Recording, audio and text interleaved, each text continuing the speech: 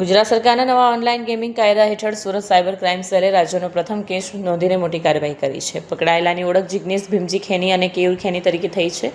તેઓ ભાવનગરના ગારિયાધારના વતની છે અને સુરતમાં વેપારની આડમાં ગેરકાયદેસર પ્રવૃત્તિ ચલાવતા હતા. પોલીસ તપાસમાં બહાર આવ્યું છે કે આરોપીઓ ગોલ્ડી નામના શખ્સના સંપર્કમાં હતા. પાસેથી તેઓ www.allpencil.xch.app નામની વેબસાઇટના આઈડી પાસવર્ડ મેળવીને પોતાના ગ્રાહકોને આપતા. બદલામાં તેઓ રોકડા નાણાં ઉઘરાવતા. સાયબર સેલની ટીમે સુદામા ચોક પાસે આવેલી આવિષ્કાર હાઇટ્સમાં દરોડો પાડી બંનેની અટકાયત કરી તેમની પાસેથી 1.80 લાખ કિંમતના 4 મોંઘા મોબાઈલ ફોન જપ્ત કરવામાં આવ્યા છે. મોબાઈલમાંથી ગ્રાહકોના આઈડી પાસવર્ડ અને નાણાકીય વ્યવહારના પુરાવા મળી આવ્યા છે.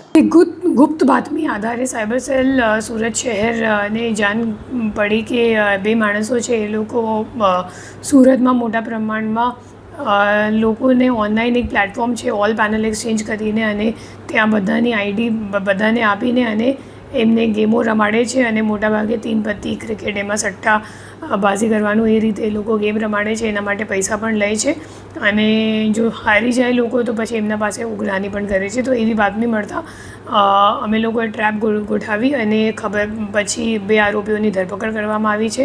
આરોપીઓ બંને ભાઈઓ છે અને એકનું નામ જિગર ખેની છે અને જિગ્નેશ ખેની છે અને બીજાનું નામ કેયુર ખેની છે.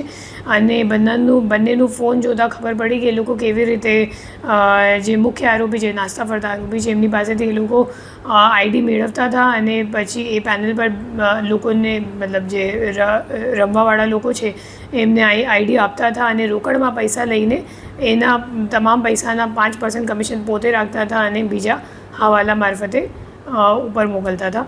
તો એવી રીતની એક ગેમિંગની અહીંયા ચાલુ છે કામગીરી અને એમાં અમે લોકોએ 2 આરોપીની ધરપકડ કરી છે અને જે ગુનો છે એ નવો કાયદો એક છે promotion and regulation of online gaming act 2025 જે ગયા સાલમાં જ એન્ફોર્સ થયેલું છે.